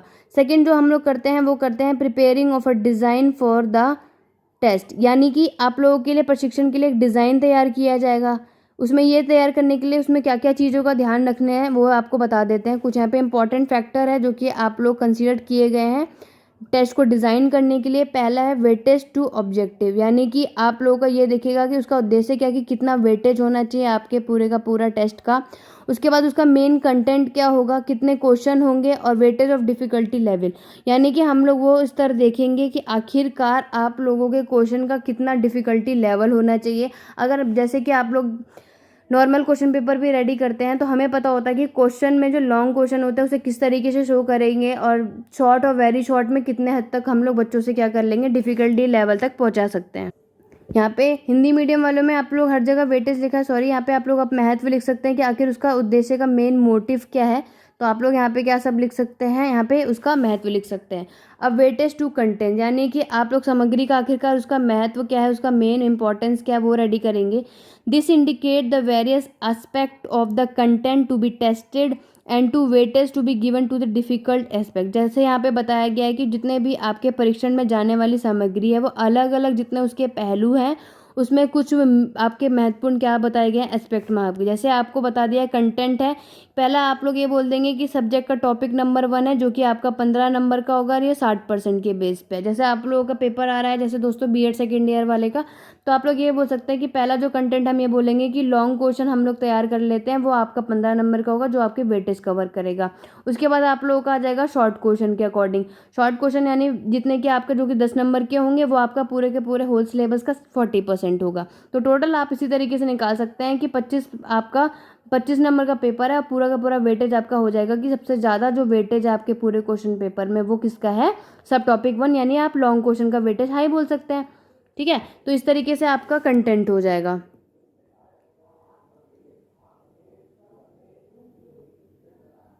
अब आगे देख लेते हैं वेटेज। हम लोग बताएंगे कि weightage to form of question, यानी प्रश्नों को किस तरीके से हम लोग महत्व दे रहे हैं, उनका क्या क्या वेटेज रखेंगे वो हम लोग बता देंगे कि किस तरीके से उसका मतलब आप ये बोल सकते हैं कि उनका मेन वेटेज होगा। This indicate the form of question to be include in the test and weightage to be given for each form of question. या भाई बोलेगा कि प्रशिक्षण में शामिल कितने किए जाने चाहिए कि प्रश्नों के रूप में, और प्रत्येक प्रकार के प्रश्न के दिए जाने वाले उनका वेटेज बताएगा कि कितना अंकित करना है। यहाँ पे आप ये बोल सकते हैं कि उनका बल बताएंगे कौन सा नंबर कितने क्वेश्चन का हो सकता है। अब इस वाले में हम लोग देख लेते हैं कि हम लोग क्वेश्चन का वेटेज किस फॉर्म में करेंगे। जैसे कि आप लोग यहाँ पे टेबल देख रहे हैं, आप टेबल भी शो कर सकते हैं, बहुत इजी है कि जैसे हम फॉर्म ऑफ क्वेश्चन में बता देंगे। अगर ऑब्जेक्टिव टाइप क्वेश्चन है तो हम लोग ऐसे शो कर लेते हैं, आपके एग्जाम में क्वेश्चन पेपर में आता है कि अगर 14 क्वेश्चन आपके ऑब्जेक्टिव में होंगे यानी कि आप लोग का कितना 7 मार्क्स का उसमें हो जाएगा। यानी कि आप ये बोल सकते हैं कि 14 क्वेश्चन है और 7 नंबर का है, तो यानी कि आपका सिंगल नंबर ऑफ वेटेज बता देगा, तो हाफ मार्क्स का ये क्वेश्चन बैठ सकता है। उसके बाद शॉर्ट टाइप का होगा, वो नंबर ऑफ क्वेश्चन आपके 7 है यानी कि 7 क्वेश्चन है और 14 नंबर का बैठेगा। और ऐसे टाइप क्वेश्चन यानी कि एक आपका लॉन्ग क्वेश्चन आप लोग बोल सकते हैं, वो आपका एक आएगा जो कि कितने नंबर का होगा, 4, यानी वो आपका 16% आप लोगों का पूरे के पूरे पेपर में बिहेव करेगा। सबसे ज़्यादा अगर वेटेज देखा जाएगा तो वो आपका आएगा शॉर्ट आंसर टाइप के क्वेश्चन पे। तो टोटल आपका 100 का वेटेज बन जाएगा। और पूरा का पूरा आप लोग इसी तरीके से अपना ब्लूप्रिंट तैयार कीजिएगा कि किस तरीके से क्वेश्चन पेपर पे आप लोग वेटेज डालते हैं और किस किस बातों का आप लोग ध्यान रखते हैं। नेक्स्ट जो आएगा यही चीज़ आपका इजी में कर दिया गया है कि विभिन्न स्तर पे आपको प्रश्नों को दिए जाने वाले कुल अंक और वेटेज को क्या करता है, इंकित करता है, यानी कि यहाँ पे आपको इंडिकेट करता है। जैसे आपको बता देगा कि जब फॉर्म ऑफ क्वेश्चन कितने इजी क्वेश्चन आपके हैं, जो कि 5 नंबर के आपके इजी क्वेश्चन है, और जो नॉर्मल है यानी 15 एवरेज क्वेश्चन है, और जो सबसे डिफिकल्ट आप लोग बोल सकते हो तो 5 नंबर का आपके डिफिकल्ट क्वेश्चन माने जाते हैं। तो इस तरीके से भी आप लोग क्वेश्चन कर लेते हैं, क्योंकि काफ़ी स्टूडेंट कभी कभी आप लोग देखते होंगे कि जब आप क्वेश्चन पेपर देखते हैं तो उस समय ही आप अंदाज़ा लगा लेते हैं कि पेपर किस तरीके से था, आपका ईजी था, एवरेज था, या फिर डिफिकल्ट था। तो उसके अकॉर्डिंग आपका यहाँ पे परसेंटेज आप लोग इस तरीके से रेडी कर सकते हैं। उसके बाद नेक्स्ट आता है कि हम लोग ब्लूप्रिंट कैसे तैयार करते हैं। मोस्ट इंपॉर्टेंट क्वेश्चन है, आप लोगों के पेपर में ब्लूप्रिंट करने को जरूर आएगा, तो आप लोग इसे जरूर करिएगा। Blueprint is a 3 dimensional chart given to placement of the objective content and form of question. Blueprint क्या होता है, आप लोगों का एक त्रिआयामी चार्ट होता है जो वास्तविक सामग्री के प्रश्नों को रूप को रखने के लिए किया जाता है कि आखिरकार किस तरीके से आप लोगों का क्वेश्चन पेपर रेडी होता है। तो इसकी डेफिनेशन भी आप लोगों को जानने ज़रूरत है। आखिरकार हम लोग ब्लूप्रिंट पहली बात दोस्तों कहते किसे हैं, तो जैसे आपको पता है कि जब एक टीचर होती है तो उसको क्या करना होता है, उन लोगों को एक क्वेश्चन पेपर बनाने का मौका मिलता है, तो उसमें उन लोगों को क्या करना होता है, ब्लूप्रिंट बोलते हैं। जैसे कि क्वेश्चन पेपर बनाने से पहले एक आपको ब्लर इमेज करने होते हैं कि किस तरीके से आप लोग कैसे क्वेश्चन को जनरेट करेंगे। तो किसी भी आपकी वस्तु या पाठ्य सामग्री का निर्माण करने से पहले हम उस अंक को विभाजन यानी कि हम उसको सेपरेट कर देते हैं कि कौन से क्वेश्चन पे हम सबसे ज़्यादा बल देंगे और किसने क्वेश्चन को हम लोग कितने क्वेश्चन देंगे अलग अलग तरीके के, जैसे लॉन्ग, शॉर्ट, वेरी शॉर्ट, किस तरीके से हम उसका वहाँ पे पूरा का पूरा इवेल्युएट करेंगे, जिसको हम किस नाम से जानते हैं, ब्लूप्रिंट के नाम से। ठीक है, तो आप लोग को समझ आ गया होगा कि किस तरीके से ब्लूप्रिंट को हम लोग क्या कहते हैं। और नॉर्मल आगे आप लोग देख लेते हैं कि ब्लूप्रिंट के आखिरकार उद्देश्य भी होते हैं। तो ब्लूप्रिंट आप लोग का मेन उद्देश्य ये होता है दोस्तों कि ब्लूप्रिंट के निर्माण के पश्चात हम उसके आधार पर एक से अधिक परीक्षा के लिए प्रश्न पत्र तैयार कर लेते हैं। मतलब अगर हमने ब्लूप्रिंट रेडी कर लिया है, मैंने आपको बता दिया कि वो एक 3 डायमेंशनल चार्ट है, कि हम लोग क्या कर सकते हैं कि बच्चों को उसमें हम लोग अलग अलग तरीके के क्वेश्चन पेपर बना सकते हैं। अलग अलग एग्जाम के लिए हम लोग उसके क्वेश्चन पेपर तैयार कर सकते हैं कि किस तरीके के क्वेश्चन कैसे आते हैं। अब आता है आपका राइटिंग ऑफ आइटम यानी वस्तुओं का लेखन। The paper setter rights item according to the blueprint. The difficulty level has to be considered while writing the item. It should also check whether all the question included can be answered within the time allotted. अब इसमें क्या बोला है कि जो writing of item है, इसमें आपको मेन चीज़ आपको ये बोली जाती है कि इसमें आप लोगों के पेपर सेटिंग के ब्लूप्रिंट के आइटम लिखाता है, जैसे कि आपको लिखते समय कितने कठिनाई स्तर पे विचार करना चाहिए। ये भी आपको जांचना होगा कि जितने भी आपके प्रश्न का उत्तर आप लोगों के शामिल है उसके अंतर कितने कितने आप लोगों को टाइम अलॉट दिया गया है। जैसे आपको यहाँ पे बता दिया जाएगा कि आपको राइटिंग ऑफ आइटम में बताना है। अब यहाँ पे कुछ प्रिपेयरिंग ऑफ द स्कोरिंग की है एंड मार्किंग स्कीम दे रखी है कि कैसे आपकी स्कोरिंग की कुंजी और आकलन योजना की तैयारी की जाती है। In the case of objective type item where the answer are in the form of some letter और अदर सिंबल और स्कोरिंग की इज प्रिपेयर्ड। इसमें क्या होता है कि आप लोगों के अलग अलग यहाँ पर जितने भी आपके उत्तर होते हैं कुछ अक्षर में और कुछ आपके किस में किए जाते हैं, कुछ आपके यहाँ पे सिंबल के अकॉर्डिंग प्रतीक होते हैं, जिसमें आपको बताया जाता है कि आपके स्कोरिंग यानी कुंजी तैयार की जाती है। जैसे आप क्वेश्चन दे देंगे, आंसर ए है तो आपको बता दिया जाएगा कि, या तो आपको बोल दिया जाएगा, कुछ आपको यहाँ पे क्वेश्चन दिखाई दे जाएंगे, क्वेश्चन 1 2 3 यहाँ पे आपको क्या दिया जाएगा, वो सिंबल दे दिया जाएगा। नहीं तो आपको लेटर में आपको बता सकते हैं कि ABCDE। तो ये आपको क्या होगा, एक प्रिपरेशन आंसर मार्क्स भी दिए जाते हैं, या तो आपके मार्क्स इस तरीके से शो किया जाता है। जैसे आपको पता चल गया हो कि पहला दूसरा क्वेश्चन, तो इन 3 तरीके से, जैसे कि आप लोग इसे सिंबल भी कह सकते हैं, राइट, और या तो आप इसे क्या कह सकते हैं, लेटर के अकॉर्डिंग आप लोगों के यहाँ पे कुंजी तैयार कर दी जाती है। आगे आप लोगों का आता है वैलिडिटी, जो कि आपका नेक्स्ट टॉपिक है, यानी वैधता क्या होता है। Validity is the extent in which a test measure what is purpose of measurement. यानी कि आपकी जो वैलिडिटी क्या होती है, वो सीमा होती है जिसमें आप लोग प्रशिक्षण मापते हैं, यानी कि एक मेजर का मेन उद्देश्य क्या होता है या मेन उद्देश्य क्या है, ये आपका क्रॉनबेक ने बोला था। If a test measure those ability for which is called this quality of a test is called validity. अब इसमें क्या बोला गया है कि यदि कोई प्रशिक्षण आपकी क्षमता को मेजर करता है, उनके लिए इसे बनाया जाता है, तो उसकी जो प्रशिक्षण है उसके गुण की कितनी आपकी वैधता है, यानी उसकी कितनी वैलिडिटी है, वो आपका वैलिडिटी कहलाता है। अगर मैं आपको सिंपल शब्द में बता दूँ तो आप लोग ये भी स्टार्टिंग में लिख सकते हैं, जो वैलिडिटी शब्द है वो आपका वैलिडस से लिया गया है, यानी आपका हिंदी में बता दूँ तो जो आपका वैध शब्द है वो किससे आया है, एक लैटिन शब्द से आया है। वो लैटिन शब्द आप लोगों का कौन सा शब्द है, वैलिडस, राइट। आपका एक वैलिडस से लिया गया है, जिसका मतलब आप लोग क्या कह सकते हैं कि इसका अर्थ क्या होता है, मजबूत। वैलिडिटी का मतलब यहाँ पे कह सकते हैं आप मजबूत, यानी आप सामान्य रूप में ये भी बोल सकते हैं कि किसी भी आपके सोर्सेज के लिए आप लोगों का क्या हो सकता है कि अभी इसका मेन मोटिव यहाँ पे वैद्य का डेफिनेशन जानना था। तो आप लोगों को समझ आ गया होगा कि इजी वे में अगर आपको लिखना है तो आप ये भी लिख सकते हैं।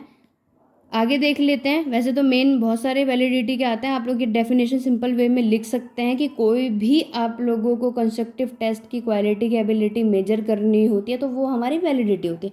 अब वैलिडिटी के कुछ प्रकार होते हैं। पहला होता है आप लोगों का कंटेंट वैलिडिटी, जिसे आप सामग्री वैधता कहते हैं। फेस, लॉजिकल, आइटम, सैम्पलिंग, ये 4 चीज़ें आपके कंटेंट वैलिडिटी में आते हैं। दूसरा आता है निर्माण योग्यता मानदंड, यानी कि कंस्ट्रक्टेबिलिटी क्राइटेरियन। उसके बाद आता है रिलेटेड वैलिडिटी, यानी कि कॉन्करेंट वैलिडिटी, जिसे आप समावर्ती वैधता कहते हैं। अब इसके कुछ फैक्टर हैं, तो फैक्टर में जो आपके पॉइंट आते हैं, पहला आता है ऑब्जेक्टिव ऑफ मेजरमेंट, यानी कि मापन करने का जो मेन उद्देश्य क्या है ये आपको बताना है। दूसरा वेटेज गिवन टू कंटेंट, यानी सामग्री में दिया गया कितना आपका वेटेज है, जैसे मैंने आपको बताया था उसका मेन आपका कितना भार है, भार भी बोल सकते हैं आप लोग। वेटेज यहाँ पे नहीं, यहाँ पे दिया गया भार बोल दीजिएगा। टाइप ऑफ क्वेश्चन, कितने प्रकार के आपके क्वेश्चन है। डिफिकल्ट लेवल आ जाएगा कि कितने आप लोगों के प्रश्न का कितना कठिन लेवल है यहाँ पर, यानी कितना कठिन स्तर है। लैंग्वेज ऑफ टेस्ट आइटम, प्रशिक्षण वस्तुओं की भाषा बताएंगे। और लेंथ ऑफ द टेस्ट, कि आखिरकार आपके जो प्रशिक्षण की लंबाई कितनी है, क्वेश्चन कितना आता है। अब हम लोग यहाँ पे देखेंगे कुछ मेथड है कि कैसे हम लोग वैलिडिटी ऑफ अ टेस्ट को फाइंडिंग आउट कर सकते हैं, यानी कि आपको वैधता का पता लगाने का मेन तरीका क्या है। आप लोग यहाँ पे एक फॉर्मूला देख रहे होंगे, जिसे आप लोग यहाँ पे देख रहे हैं n alpha f x y minus alpha f x into alpha f y. इसे आप अच्छे से लर्न आउट कर लीजिएगा। अपॉन में n alpha f x square minus alpha f x square का स्क्वायर, और उसके बाद लिखा है n alpha f y square minus alpha f y का होल स्क्वायर। इसमें जो आपका आर दे रखा है वो आपका कोरिलेशन का कोफिशिएंट बताएगा। उसके बाद एन आपका नंबर ऑफ मेंबर बताएगा कि आखिरकार आपके मेंबर ग्रुप में कितने मेंबर हैं। ऐसा आपको किसको बोलेंगे, टोटल को शो कर रहा है। उसके बाद एक्स है जो कि आपके deviation from the assume mean को करेगा, जो कि आपका पहला वेरिएशन है, और वाई आपका सेकंड वेरिएशन को शो करेगा। When the value of the coefficient of correlation is high, मतलब आपको ये बोला गया है कि अगर आप लोगों का सहसंबंध के गुणांक का मान सकारात्मक होता है तो प्रशिक्षण का वैलिडिटी क्या होता है, सबसे ज़्यादा हो जाता है, यानी हाई लेवल पे हो जाता है। दूसरा आता है रिलायबिलिटी, यानी कि विश्वसनीयता क्या होता है। तो पहले वो देख लेते हैं, पर उससे पहले रिलायबिलिटी से आने से पहले यहाँ पे मैंने वैलिडिटी का एक पॉइंट और डाल रखा है दोस्तों, कि आप लोग कैसे उसको बढ़ाने के उपाय, यानी कि वैलिडिटी को कैसे एनहांस कर सकते हैं। तो पहला आएगा measurable traits aims should be determined and clarified, यानी कि मापने के जो योग्य लक्षण होते हैं हम उसके एम्स में निर्धारित करते हैं कि उसको कैसे स्पष्ट किया जाना चाहिए। उसके बाद हम उसकी वेटेज बताएंगे कि उसके मापने योग्य लक्षणों का महत्व किस पे, उसके मेन आपके लक्ष्य पे, यानी आपके मेन एम्स पर निर्धारित किया जाना चाहिए। और थर्ड पॉइंट आपका बताता है कि प्रशिक्षण की आवश्यकता, यानी कि जो आपके टेक्स्ट की लेंथ है वो आपकी कितनी आपकी आवश्यकता अनुसार ही होनी चाहिए। उसके बाद फोर्थ आएगा clear instruction should be given on the test, यानी आपके प्रशिक्षण पर स्पष्ट निर्देश भी दिए जाने चाहिए, पूरा क्लियर इंस्ट्रक्शन, जैसे कि आप लोगों ने क्वेश्चन पेपर में भी देखा होगा। तो उसमें क्लियर इंस्ट्रक्शन ऊपर दिया जाता है दोस्तों कि आपको प्रश्न करने से पहले किन किन बातों का ध्यान रखना है, चाहे वो आपके नंबर ऑफ क्वेश्चन बताए गए हों कि लॉन्ग क्वेश्चन को कम से कम इतने शब्दों में करना है, लॉन्ग क्वेश्चन को आपको किस तरीके से शो करना है या कितने नंबर का है, और शॉर्ट क्वेश्चन को आपको कितने नंबर का करना है, और उसमें आपके क्या क्या चॉइसेस हैं, इंटरनल चॉइसेस है, क्या करना है। तो उस तरीके से बच्चों को क्या करना चाहिए, टेस्ट में पूरे तरीके से क्लियर इंस्ट्रक्शन दिए जाने चाहिए, जिससे कि उसमें उनको पूरा का पूरा निर्देश समझ में आ जाए। तो चलिए हम नेक्स्ट शो कर लेते हैं। आगे का जो नेक्स्ट टॉपिक है रिलायबिलिटी का। The test is reliable if it is measured consistently. अब विश्वसनीय क्या होता है दोस्तों? तो ये वो आप लोगों का क्या होता है, प्रशिक्षण होता है जो आपका विश्वसनीय होता है कि यदि इसे लगातार क्या किया जा सके, मेजर किया जा सके। ये किसने बोला है? स्किनर ने बोला है। A quality of being reliable, dependable और ट्रस्टवर्दी, यानी कि आपकी जो भरोसेमंद की जो होने का जो गुण है, तो मेन क्या होता है कि वो किस चीज़ पे निर्भर है, या वो किस पे डिपेंड है, यानी भरोसेमंद है या फिर ट्रस्टवर्दी है। उसके बाद नेक्स्ट पॉइंट आप यहाँ पे लिख सकते हैं, a test is useful only when it is reliable and measure the trait और characteristics for which it has been constructed originally. अब इसमें इसने क्या बोला कि एक प्रशिक्षण तभी उपयोगी होता है, यानी कि आप लोग बोल सकते हैं कि आपका एक टेस्ट तभी आपका यूज़फुल हो सकता है जब आप उस पर क्या कर सके, उस पर रिलायबल कर सकें, यानी उस पर भरोसा कर सके कि आप लोग की जो भी उसकी विशेषता है या फिर उसकी विशेषताओं को आप मेजर करते हैं, उसको आपने किस रूप से या फिर किस तरीके से मूल रूप से बनाया गया है। अगर सिंपल तरीके से आपको बोलते हैं तो रिलायबिलिटी का मतलब क्या होता है? टू रियली अपन, यानी कि विश्वसनीय शब्द का मतलब क्या होता है? भरोसा करना होता है कि किस तरीके से आप लोग किसी चीज़ पर क्या करते हैं, भरोसा करते हैं। तो ये आपका क्या हो जाएगा? रिलायबिलिटी का सिंपल में मीनिंग है। यानी कि अगर वेरी शॉर्ट में आप लोगों का रिलायबिलिटी, विश्वसनीय का डेफिनेशन पूछ लेगा तो आप लोग सिंपल सा लिख सकते हो, in simple way the term reliability means to rely upon, यानी भरोसा करना होता है। और अदरवाइज आप लोग लॉन्ग और शॉर्ट में भी लिखेंगे तो भी आप लोग इसे बॉक्स में करके अलग से हाईलाइट करके इस डेफिनेशन को दिखा सकते हैं। आगे देख लेते हैं इसके मेथड, यानी कि अब इसके कुछ तरीके भी हैं। उनमें से आपको यहाँ पे बताया गया है कि रिलायबिलिटी कोफिशिएंट के आपके 4 प्रकार के, यानी कि आपके 4 प्रकार के तरीके होते हैं। पहला होता है टेस्ट रीटेस्ट मेथड, यानी कि टेस्ट को क्या किया जाए, वापस से चेक करने का एक तरीका होता है। मेथड ऑफ रैशनल इक्विवेलेंस होता है। Third one parallel form for alternate method, और फोर्थ होता है स्प्लिट हाफ मेथड और ऑड इवन मेथड। इसको आपको एक्सप्लेन करने की जरूरत नहीं है, पेपर में इतना इंपॉर्टेंट नहीं है, बट आप इसे रिलायबिलिटी के मेथड में ये चारों पॉइंट अच्छे से लिख सकते हैं। आप चाहें तो इसका स्टार्टिंग का वर्ड याद कर सकते हैं कि TMPS से आपका एक टॉपिक है जिससे आपको याद रहेगा test retest method, method of rational, parallel form for alternate method और स्प्लिट हाफ मेथड भी बोल सकते हैं। उसके बाद हम लोग एक प्रशिक्षण के, यानी कि आपके रिलायबिलिटी टेस्ट के कैसा वो प्रभावित करता है, उसके क्या क्या फैक्टर हैं, यानी कि उसके कारक को एक्सप्लेन कर देते हैं।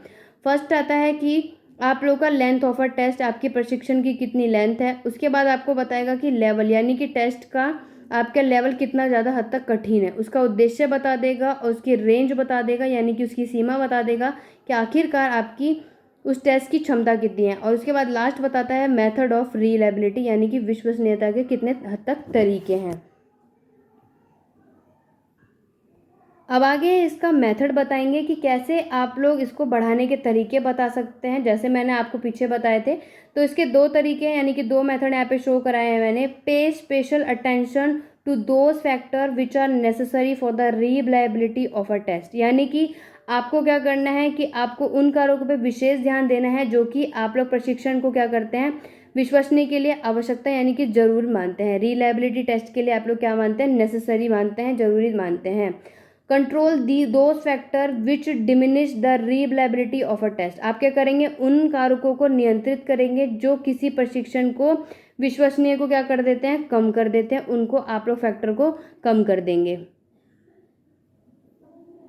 तो आई होप दोस्तों आप लोगों को यहाँ तक के सारे मोस्ट इंपॉर्टेंट फैक्टर समझ आ गए होंगे। तो मैं आपको यहाँ पे बता देती हूँ दोस्तों कि यहाँ पे वीडियो अभी आप लोगों की पार्ट 1 है। कल मैं आप लोगों की मैराथन की पार्ट 2 लेके आऊँगी, क्योंकि असेसमेंट फॉर लर्निंग के आपके काफ़ी हद तक मोस्ट इंपॉर्टेंट टॉपिक हैं। तो अभी जो टॉपिक आप लोगों के मोस्ट इंपॉर्टेंट है, जो मैं आप लोगों को शेयर भी करूँगी, तो वो मैं आपको बता देती हूँ कि अभी आपके यहाँ पे टाइप्स ऑफ डाटा, यानी कि मीन, मोड, मीडियन, मैं आप लोगों को नेक्स्ट वाले पार्ट 2 में डिस्क्राइब करूँगी। उसके बाद आप लोगों का आता है ग्राफिकल रिप्रेजेंटेशन, जो कि आपके लॉन्ग क्वेश्चन में बहुत ज़्यादा पूछे जाते हैं। ग्राफिकल रिप्रेजेंटेशन का मतलब है इसमें आप लोगों के बार ग्राफ के बारे में, फ्रीक्वेंसी, पाई चार्ट या हिस्टोग्राम, ये सब के बारे में डिस्क्राइब करेंगे। उसके बाद आप लोगों का मोस्ट इंपॉर्टेंट जो आता है स्टैंडर्ड डेविएशन के बारे में, जो क्वेश्चन आप लोगों के एग्जाम में पूछे जाते हैं, वो आपके पार्ट 2 में मैं आप लोगों को डिस्क्राइब कर दूंगी। राइट। और बाकी और भी अदर पॉइंट्स हैं जो कि आपके मोस्ट इंपॉर्टेंट है, तो वो आपके पार्ट 2 में आ जाएगी। तो दोस्तों अगर मेरे चैनल को अभी तक सब्सक्राइब नहीं किया है तो पार्ट 2 देखने के लिए आप चैनल को सब्सक्राइब करके बेल आइकन को प्रेस ज़रूर कीजिएगा, जैसे कि पार्ट 2 जैसे ही आएगी आप लोगों की फाइनली असेसमेंट फॉर लर्निंग की इससे ज़्यादा आप लोगों को पढ़ने की नीड नहीं होगी। इतना मैं आपको श्योरिटी दे रही हूँ कि आप असेसमेंट फॉर लर्निंग के ये पॉइंट कर लेंगे तो आप लोगों का एग्ज़ाम बहुत अच्छे तरीके से चला जाएगा। तो दोस्तों आई होप आप लोगों को ये सब चीज़ें अच्छे से समझ आ गई होगी। कोई डाउट हो, कोई क्वेरी हो क्वेश्चन में और हिंदी में कोई मिस्टेक हुई होगी तो दोस्तों प्लीज़ थोड़ा इग्नोर कर लीजिएगा और अपने अकॉर्डिंग उसे थोड़ा अरेंज कर लीजिएगा। मैंने कोशिश की थी क्योंकि मैं इंग्लिश मीडियम में, मैंने आपने देखा होगा नेक्स्ट बहुत सारी अपनी वीडियो डाल रखी है, बट मैं कोशिश करूँगी कि आप अपनी हिंदी पे यहाँ पे आपको दोबारा से जो वीडियो आएगी उसमें मिस्टेक थोड़ी कम होगी और मैं उसे सही से सही अपलोड कर दूँगी। तो नेक्स्ट वीडियो में आपकी मीन डेविएशन, स्टैंडर्ड डेविएशन और आप लोगों के मीन मोड मीडियन और बार ग्राफ से यानी ग्राफिकल रिप्रेजेंटेशन के ऊपर लेकर आऊँगी दोस्तों। तो आई होप आप लोगों को ये वीडियो अच्छी लगी होगी, तो इसे लाइक ज़रूर कीजिएगा। आज की वीडियो बस इतनी ही है। नेक्स्ट वीडियो पे मैं जल्द से जल्द मिलूंगी और जो भी लेटेस्ट न्यू नोटिफिकेशन आएगा एग्जाम पैटर्न से लेके वो मैं आप लोगों को अपडेट कर दूंगी। तो आज की वीडियो बस इतनी ही, नेक्स्ट वीडियो पे मिलती हूँ। Thank you for watching.